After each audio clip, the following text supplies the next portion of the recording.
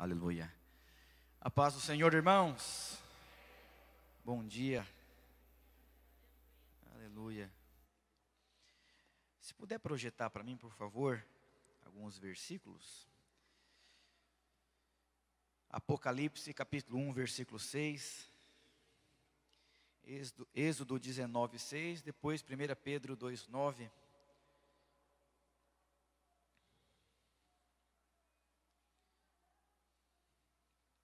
Curva a sua cabeça, feche seus olhos. Pai, obrigado por essa manhã, pela sua presença, pela tua vida e pela sua graça. Ó Deus, o Senhor possa falar conosco, o Senhor possa nos inspirar, nos animar, que nós possamos continuamente ter uma vida crescente, rumo ao seu propósito, em nome de Jesus. Amém. Eu quero compartilhar com os irmãos uma palavra muito simples mesmo. E eu acho que o maior desafio da nossa vida cristã é o tempo. Então, o tempo de casamento, o tempo de vida cristã. E quanto mais clareza você tiver de como você deve viver a sua vida, mais fácil e mais desfrute você vai ter. Então, o tempo que você é líder de célula, o tempo que você é discipulador, o tempo que você é casado. Então, o tempo vai tirando das nossas vidas a paixão. E quando Deus nos chamou e Deus nos criou, Deus nos deu uma tarefa de nós exercermos o sacerdócio em qual Ele nos chamou. E quando você exerce o sacerdócio da forma errada, você vai perder a paixão, a essência e o prazer da vida cristã. Quantos casais, quando se casaram, eram tão apaixonados e depois de 10, 15, 20 anos de casado não tem mais tanta paixão? Quantas pessoas começaram a ser líderes de célula com tanta paixão e depois perdeu aquela paixão? E eu quero ministrar para vocês sobre o que é ser um sacerdote de uma maneira prática. Diz assim: e nos constituiu reino e sacerdotes para servir a Deus e Pai. A Ele seja a glória, o poder para tudo sempre. Amém. A Bíblia diz que Deus nos chamou para servir a Deus como um sacerdote. Diga aleluia. Projetar Êxodo 19, 6.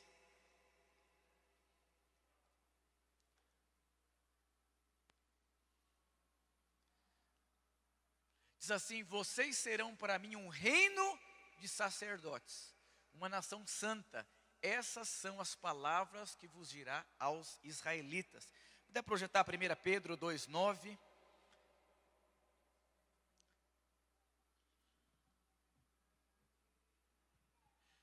Vocês, porém, são geração eleita, sacerdócio real, nação santa, povo exclusivo de Deus, para anunciar as grandezas daquele que os chamou das trevas para a sua maravilhosa luz. Curva a sua cabeça, feche seus olhos. Ó Deus, eu oro que nessa manhã o Senhor desperte os meus irmãos. Ó Deus, a exercer o sacerdócio, a viver de forma digna diante do Senhor, em nome de Jesus. Sabe, quando alguém se casa, os maiores desafios do casamento não é ser casado. Quando alguém se torna pai, o maior desafio não é você ser um pai, é você exercer a missão de pai. Eu fui ordenado a pastor com meus 28 anos. Fazem 10 anos que eu exerço a função de ser pastor. E desde meus 16 anos de idade, eu trabalho integralmente na igreja. Então são mais de 20 anos cuidando de pessoas. E quando eu vejo alguém muito empolgado, eu já sei que depois de um tempo, talvez a pessoa não tenha mais toda aquela empolgação. Quando eu vejo um líder empolgado, motivado, eu sei que depois de um tempo isso vai passar na vida daquela pessoa. A única forma de não passar é a pessoa entender o que é ser o que ela foi constituída. Então, se você se casou, vai passar essa paixão de casamento. A não ser que você entenda como se vive um casamento à maneira de Deus. Romanos 12 diz o seguinte: não vos conformeis com esse mundo. Tem gente que acha que, nossa pastor, eu parei de usar droga, parei de trair minha mulher, eu parei de espancar os meus filhos, agora eu não vivo mais como esse mundo vive. Você está completamente errado. O apóstolo Paulo diz para a única forma de você desfrutar do que Deus tem para você, Uma coisa é você ser casado, outra coisa é você desfrutar do casamento. Uma coisa é você ter relação sexual com a sua esposa, outra coisa é você desfrutar de uma relação sexual. Uma coisa é você ser líder de célula, outra coisa é você desfrutar da liderança que Deus colocou você. Uma coisa é você ser pastor, outra coisa é você desfrutar do ministério. São coisas completamente diferentes, e quando você entende que isso é completamente diferente, você desfruta. E quando você entende que Deus constituiu você como um sacerdote, você precisa entender como se vive um sacerdote. Quando Deus te constituiu como uma só carne, você precisa descobrir como se vive.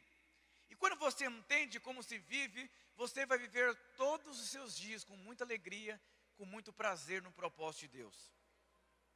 E quando diz assim, não vos conformeis com esse mundo, então a única forma de você não amar o mundo é você não se conformar com esse mundo. Pastor, o que é isso? Quando você se conforma com o salário que você recebe, você se conformou com a pobreza desse mundo. Quando você se conforma com os problemas que você tem no seu casamento, você se conformou com o casamento à maneira do mundo. Quando você se conforma com as pessoas, às vezes, não participarem da sua célula, aconteceu não sei o quê, você está se conformando com esse mundo. Não vai ter fruto, não vai ter êxito, não vai ter favor de Deus. E quando você se conforma, pastor, é a fase da adolescência que meu filho está vivendo, você vai perder o seu filho na vida adulta. Porque a questão, a Bíblia diz, não se conforme com o mundo.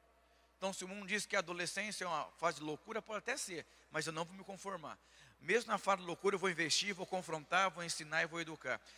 É o primeiro ano do casamento, tem muitos problemas. Não se conforme com o que o mundo diz. Se conforme com aquilo que Deus diz ao seu respeito. Diz para o seu irmão, você tem se conformado com o quê?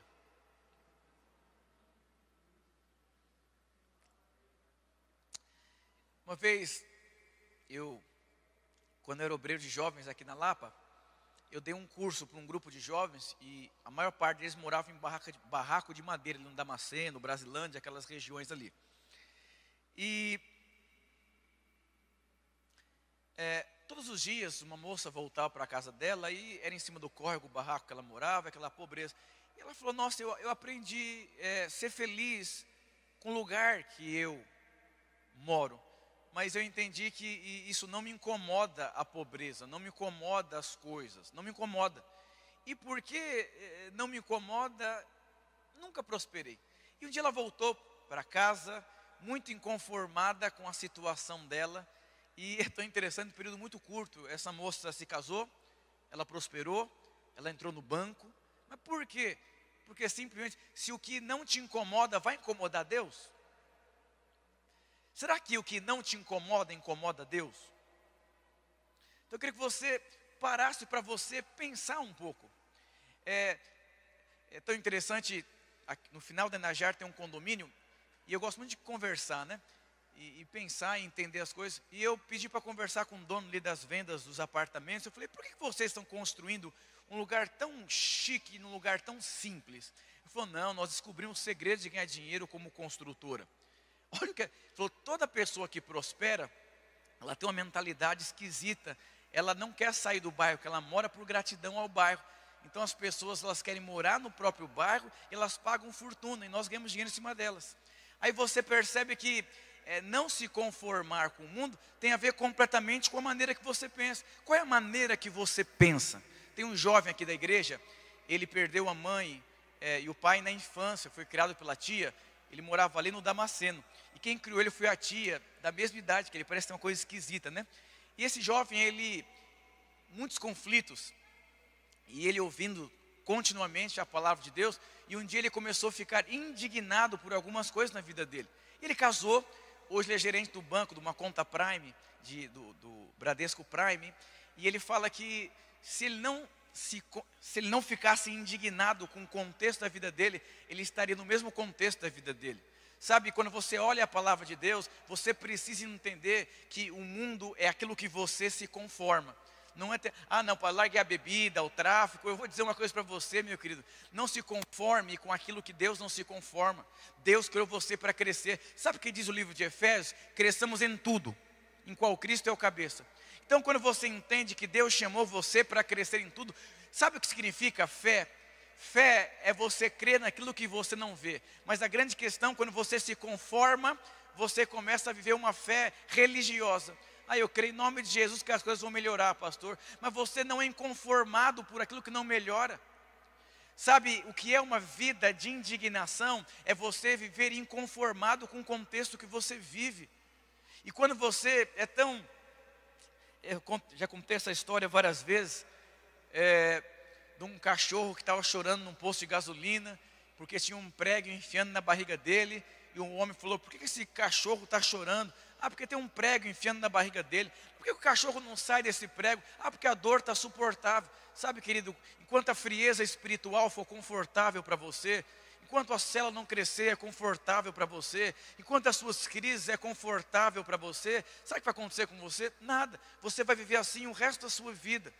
E é tão interessante que o apóstolo Paulo diz o seguinte, que o dia que ele entendeu e deixou as coisas de menino, ele parou com a vida que ele vivia e começou a construir a vida dele. Deus chamou você para ter uma vida assim, indignada, não se conformar com esse mundo. Sabe, eu tenho 38 anos de idade e eu sou alguém inconformado com o tamanho dessa igreja, eu sou inconformado com a minha vida financeira, eu sou inconformado com o meu ministério, eu sou inconformado, eu já acordo todos os dias inconformado, porque o apóstolo Paulo nos deu um princípio apostólico. Cresça em tudo, porque Cristo é o cabeça. Então todos os dias você pode crescer, todos os dias você pode avançar, todos os dias você pode prosseguir na sua caminhada cristã. Mas a questão é, você é alguém conformado? Porque se você é alguém conformado, é o que você vai ter a vida inteira. Eu lembro quando eu tinha, acho que uns 10, 11 anos de idade, eu fui no Ceará. E eu fui numa casinha ali com um chão de terra, aquela coisa toda. Aí eu fui no Ceará 2 anos atrás. Pensa aí, 10, 11 anos de idade. Aí você pensa com 38 anos de idade. E eu fui naquela casa. E o mesmo piso, a mesma, tudo igual, porque eles estão conformados ali. E eu vou dizer, se você está conformado com o que você tem, é isso que você vai ter a vida inteira. E quando eu falo que Deus chamou você para ser sacerdote, Deus constituiu você para reinar. Deus constituiu você para crescer. Deus constituiu você para avançar. Deus constituiu você para construir uma vida exitosa da maneira de Deus. Você precisa entender isso. Sabe, eu fiquei tão inconformado esses dias quando eu fiz um curso, que estudaram 2.300 pessoas mais bem-sucedidas e estudaram 2.300 pessoas mais mal-sucedidas. E aí, olha que triste. Aí eu descobri que as pessoas que fazem exercício físico, não é porque elas gostam, porque elas estão investindo em não ter problemas na vida delas de saúde. Não é porque elas têm prazer em fazer exercício físico e correr na avenida. É porque elas não querem ter problemas físicos, não querem ter problema de saúde. E elas querem crescer e avançar enquanto elas tiverem muito vigor físico, para deixar um legado para quem ficar depois que morrer. Aí estudaram 2.300 pessoas que também não gostam de fazer exercício físico, são pessoas pobres. Aí foram estudar as pessoas que mais prosperam. Elas fazem exercício físico, todos os dias elas estão lendo, estudando jornal e estudando o seu desenvolvimento. Mas por quê? Estão em contínuo crescimento. Aí você é um crente. Com certeza os irmãos devem fazer exercício físico e ler, né? Eu estou pregando para outras pessoas. É para quem vai ouvir essa pregação. Aí você reclama que as coisas não avançam. Aí você reclama que a coisa não vai para frente. Mas você está reclamando do quê? Se você está construindo a sua vida. Aí você coloca a culpa em Deus. Deus vai mover, pastor. Senhor, derrama o seu poder. Senhor, derrama o seu poder. O seu poder. O poder Deus já derramou. É o que você está fazendo com o poder que Deus derramou em você. Porque o apóstolo Paulo disse assim, que a graça que ele recebeu não se tornou vã. Ele trabalhou mais do que todos.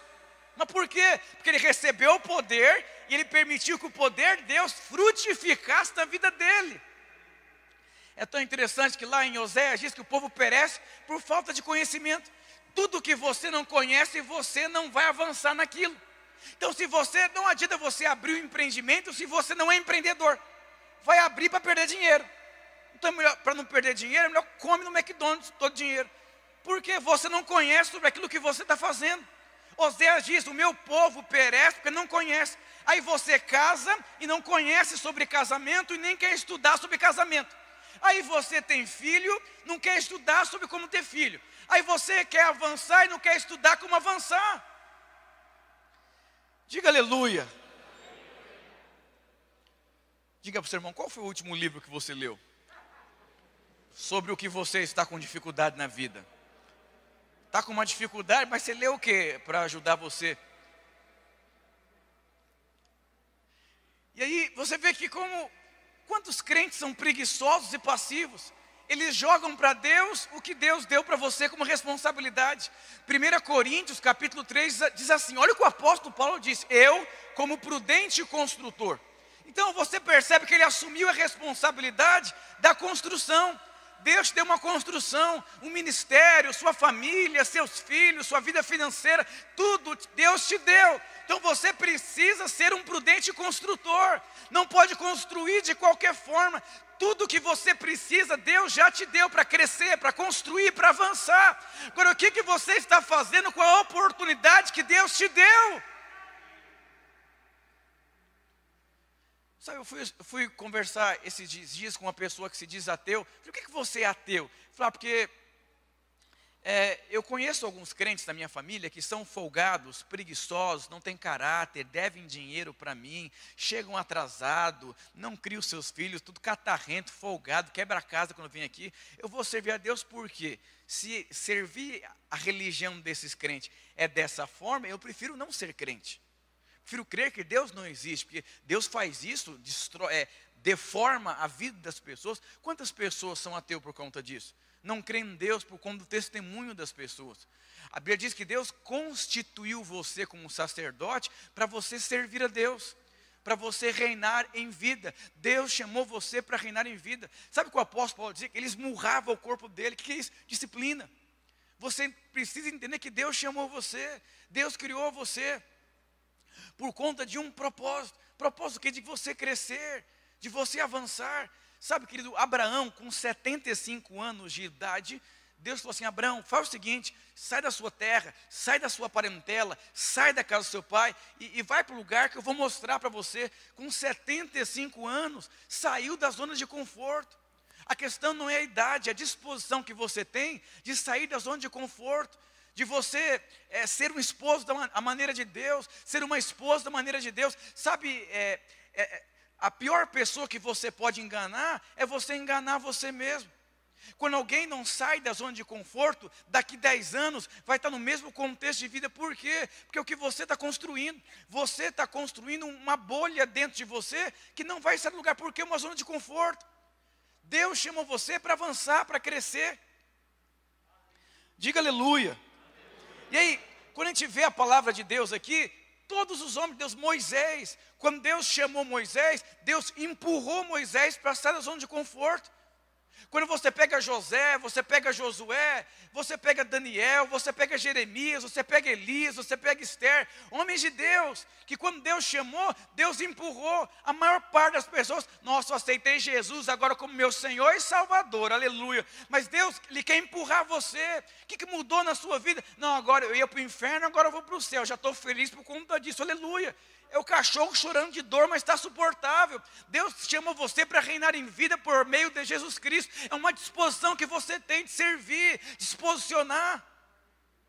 Certa vez um homem que trabalhava num lugar, todos os dias ele comia metade do seu lanche, que era um pão com atum, e jogava fora e falava, que pão ruim. E aí os funcionários começaram a ficar incomodados. Falou, por que você come a metade então? Ah, porque eu tenho fome. E por que você reclama tanto desse sanduíche? Porque eu não gosto de atum. Mas o que aconteceu? Ah, minha esposa morreu e o único sanduíche que eu sei fazer é de atum. Eu vou dizer para você, não adianta você reclamar daquilo que você aprendeu a fazer e não tem disposição de aprender a fazer outra coisa. É o quê? O que significa isso, pastor? Eu preguei sobre sabedoria. Não reclame daquilo que você permite. Eu quero desafiar você a sair daqui dessa manhã Os dias têm passado tão rápido. Se você quer viver uma vida nova, mude de vida. Se você quer ver um cenário novo, mude de vida. Deus chamou você para reinar em vida. Você precisa entender isso. E eu vou dizer, Deus te deu, a unção de Deus é para capacitar você a fazer o que você não sabe fazer. O que você não sabe fazer, Deus quer capacitar você. Pastor, como que Deus me capacita? Te dando o poder de Deus e você indo atrás do conhecimento que você não tem. O que você não tem, irmãos? Eu fico com o coração apertado quando eu vejo pessoas passando dificuldade financeira. E são pessoas que têm muitos dons. Mas o que está fazendo com o dom? Não adianta você ter o dom e você não buscar a capacitação e o conhecimento para isso. Não adianta. Quantas pessoas não têm muito conhecimento, mas as pessoas vão e investem e prosperam mais do que as outras. Deus chamou você para crescer, Deus chamou você para frutificar, Deus chamou você para reinar em vida. Você tem que ficar indignado. Eu lembro quando, há muitos anos atrás, eu ia para o culto vestido igual um menino. Eu era um jovem, Deus tinha me chamado para ser pastor, eu tinha um chamado para ser pastor, mas me vestia, falava e me comportava igual um menino.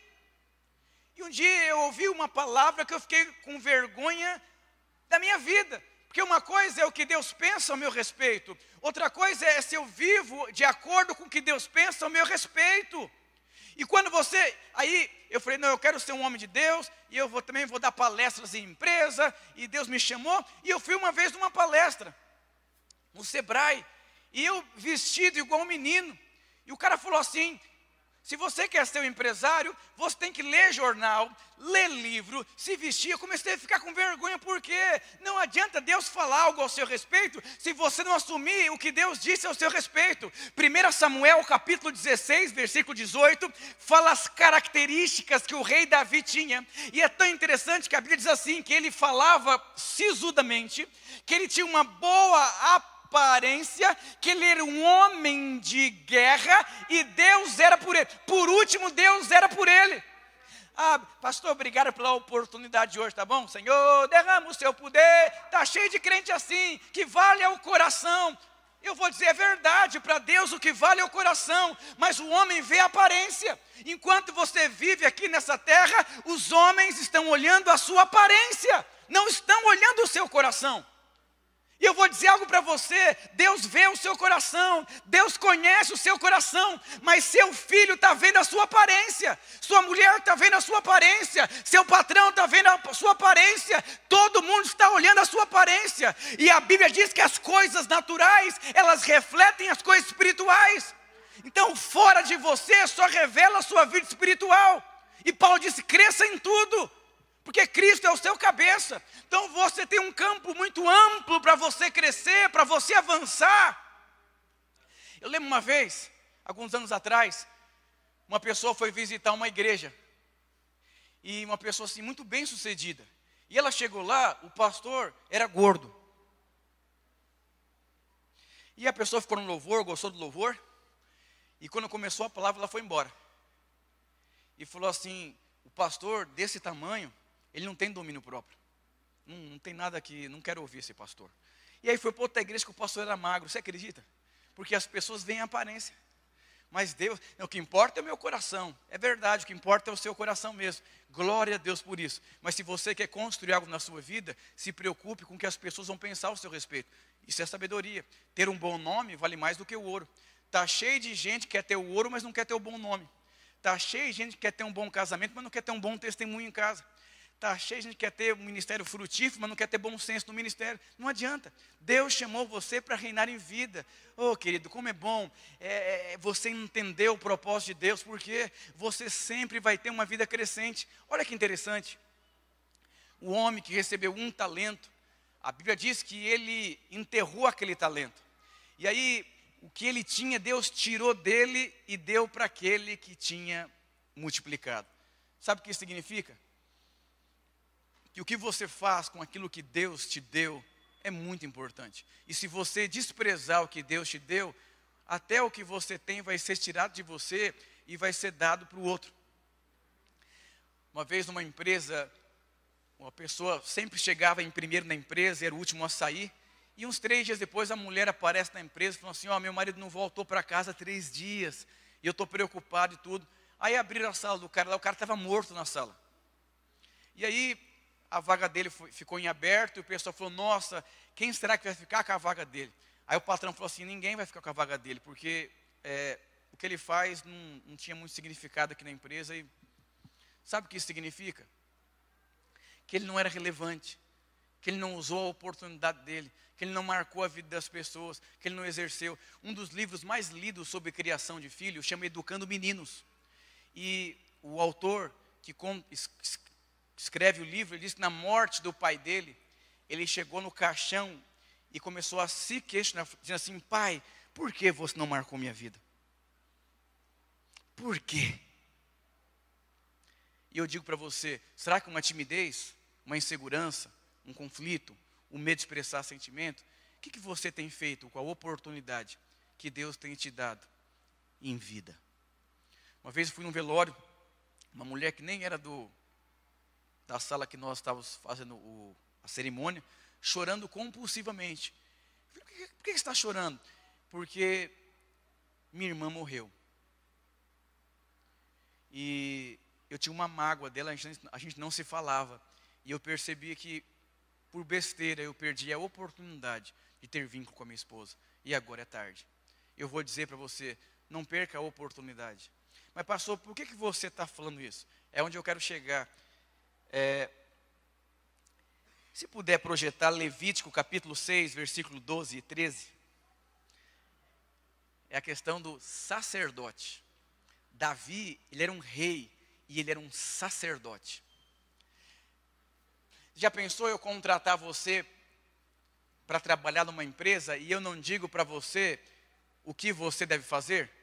Como seria o seu dia a dia? Seria angustiante, não seria? E eu quero dizer para você, na prática, o que um sacerdote, qual que é a função de um sacerdote? Sabe, quando você tem uma vida cheia do fogo do Espírito Santo, tudo isso que eu disse para os irmãos aqui é uma coisa que faz parte da sua vida, faz parte da sua identidade. Quando você é um sacerdote, você carrega a identidade de rei. Porque para você liderar, para você governar, para você exercer domínio em Deus, você precisa ser alguém cheio do fogo do Espírito Santo de Deus. Olha o que diz aqui. Mantenham-se aceso o fogo no altar. Diga para o seu irmão, tem fogo do Espírito aí? Diga, tem fogo de Deus aí. Ah, não, é de manhã, pastor. Vai pegando aos pouquinhos o fogo aqui. Crente em silêncio é crente com defeito. Crente que não glorifica a Deus é crente com defeito. Você tem que acordar de manhã assim, pegando fogo, motivado, inspirado. Eu vou conquistar, eu vou crescer, eu vou avançar. Então aqui, mantenha o fogo aceso no altar. Você conhece um crente que ele era tão intenso no começo da conversão dele e hoje é uma geladeira espiritual? Você conhece alguém que não é você, com certeza. Alguém que, nossa, hoje é dia de reunião de célula, hoje é culto, aleluia, glória a Deus. Mas de repente não tem mais isso. Quer entregar a célula, não quer saber da igreja, está mal, tá tite. Diz assim, não deve ser apagado, o fogo não deve ser apagado, não deve ser apagado. Já pensou num frio, a 15 graus abaixo de zero, e você numa casa muito fria, e a única coisa que faz você se manter vivo é uma fogueira? E alguém de repente tenta apagar aquela fogueira, o que você faria com aquela pessoa que tentasse apagar a fogueira? É a mesma coisa de um assaltante entrar na sua casa para roubar o dinheiro da sua vida. Você vai tentar se proteger, chamar a polícia, por quê? Você precisa do dinheiro que está ali. E quando você entende que você não pode permitir que o fogo se apague, você precisa viver dessa forma, percebendo que o diabo quer apagar, e você vai vivendo por quê? Para proteger o fogo não pode se apagar. Diga aleluia. Lá em Efésios diz, enchei-vos do Espírito. Então, para você manter o fogo de Deus, você tem que se encher do Espírito Santo. Pastor, como que eu me encho do Espírito Santo? Vindo no culto? Falando, cantando, salmodiando. Quem está alegre canta, quem está triste chora. É na oração que a tristeza vai embora. Aleluia. Toda manhã, o sacerdote acrescentará lenha. Então você percebe que você é o sacerdote, e qual que é o trabalho do sacerdote todo dia? Colocar lenha, colocar lenha. Então não adianta Deus mandar fogo se o fogo não encontrar a lenha, não pega fogo. Está cheio de crente, Deus derrama um fogo, mas não tem lenha no seu altar. Então eu estou te explicando aqui uma coisa simples e fundamental na sua vida. Quando você vê um crente triste, frio, frustrado, fala, isso aí não tem lenha. Vem na conta, fogo caiu, fogo caiu. Você que veio no seminário de casais, põe a lenha todos os dias. Se não, foi só mais um evento na sua vida. Deus não chamou você para ficar vivendo de evento em evento. Deus tem que achar lenha. Arrumará o holocausto sobre o fogo e queimará sobre ele a gordura das ofertas de comunhão. Então, eu quero explicar algo para você aqui, muito prático. Se você é um novo convertido, você é um visitante, o segredo da sua vida cristã está nisso que eu vou dizer para você agora. Deus, Ele todos os dias mandava fogo sobre o altar. E diga assim, o fogo não pode se apagar. Quer projetar o capítulo 13, o versículo 13?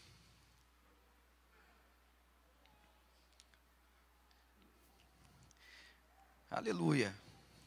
Mantenha-se o fogo continuamente aceso no altar. Não deve ser apagado. Não deve ser apagado. Não pode apagar. E aí, mas pastor, como que eu faço para esse fogo não apagar? Presta atenção no que eu vou dizer para você agora. Uma lição aqui.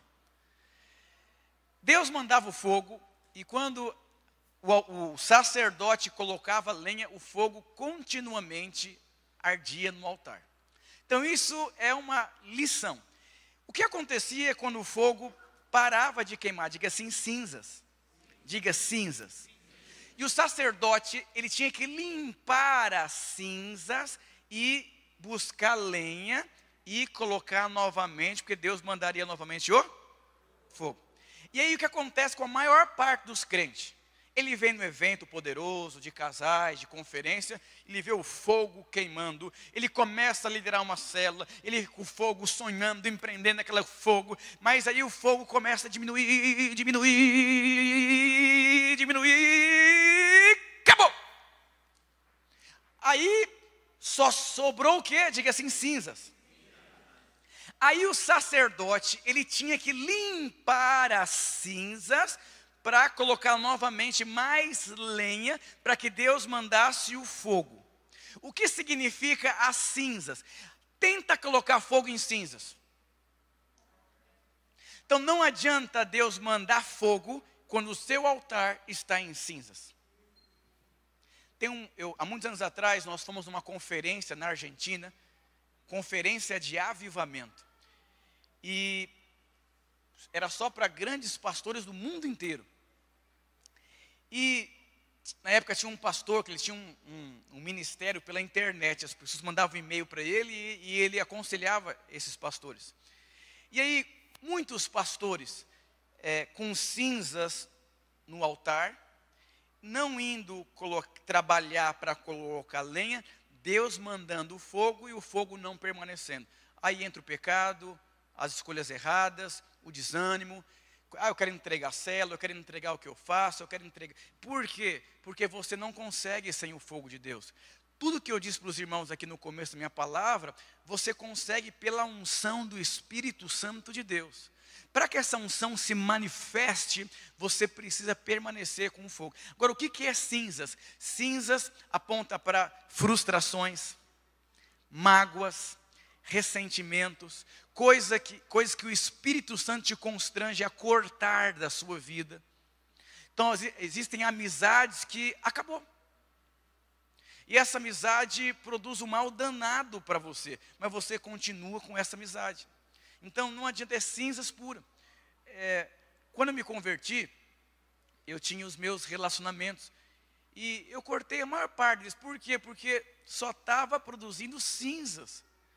Sabe, São filmes que você assiste que só congela sua vida cristã. Uma vez eu comecei a fazer um curso que eu comprei pela internet. Na primeira aula o Espírito Santo falou assim: para agora. Para agora. Eu parei. Mas por quê? Porque era cinza, era morte.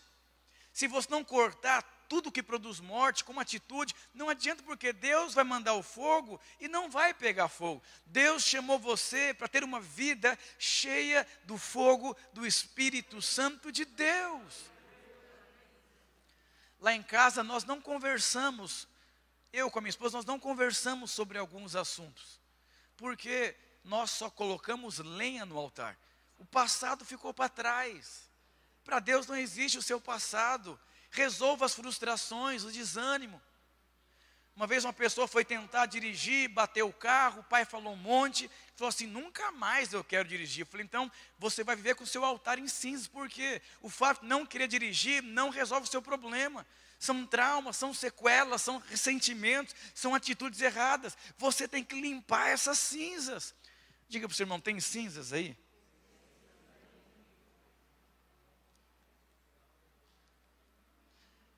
Oh Deus. Eu já fiz muitos velórios, né?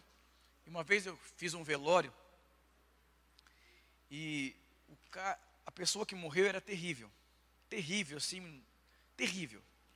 E aí eu fui, a pessoa me chamou para fazer o velório. A família inteira, a maior parte era ímpio, tinha alguns que eram crentes.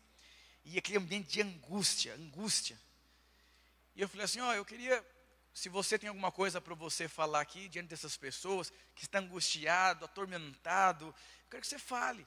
Ou agradecer, ou pedir perdão, sei lá. E começou aquela chorada. Por quê? Pessoas completamente entulhadas. Teve um primo meu que fez seminário para ser pastor comigo. E o pai construiu outra família, foi embora de casa. O dia que o menino decidiu perdoar, o pai morreu. Não conseguia mais fluir no Espírito Santo de Deus. Por quê? Porque estava em cinzas. Aprenda a perdoar, aprenda a resolver. Deixe de ser machista, feminista. Ponha Cristo em primeiro lugar da sua vida. Abra mão do orgulho, querido. O filho pródigo, ele limpou as cinzas dele e voltou para trás. O que era? É o orgulho das cinzas. O orgulho. Quantas pessoas não desfrutam de coisas tão preciosas? Porque quando orgulho, Deus chamou você para crescer, para avançar, para desfrutar, para viver os melhores dias da sua vida. Vou chamar os irmãos do louvor aqui.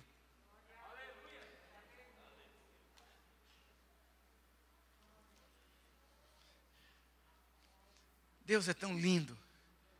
Deus é tão maravilhoso. Deus é tão perfeito.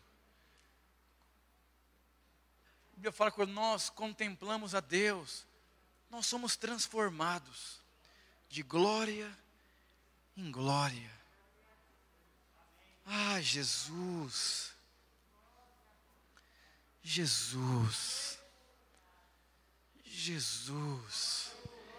O que tem de cinzas entre você e Deus? O que tem de cinzas entre você e sua esposa? O que tem de cinzas entre você e seu discipulador? O que tem de cinzas entre você e seus filhos de sangue? O que tem de cinzas entre os sonhos que Deus colocou no seu coração? Deus.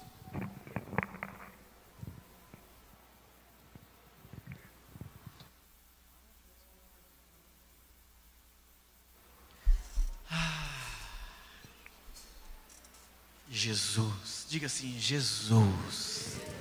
Diga: Espírito Santo de Deus. Diga: Jesus, Tu és a minha vida.